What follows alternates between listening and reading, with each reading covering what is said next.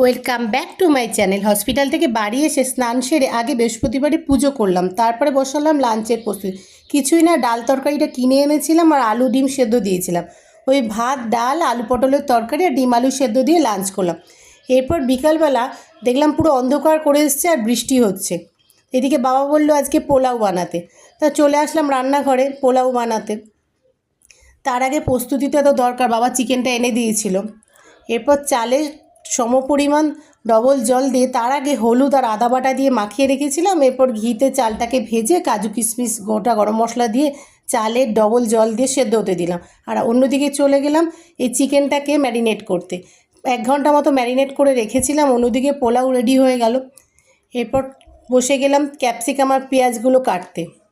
সেগুলো কেটে এবার চিকেনগুলোকে ভেজে চিলি চিকেন আর পোলাও দিয়ে আজকের ডিনারটা সারলাম। আজকের ব্লগটা এইটুকুনি। ভালো লাগলে লাইক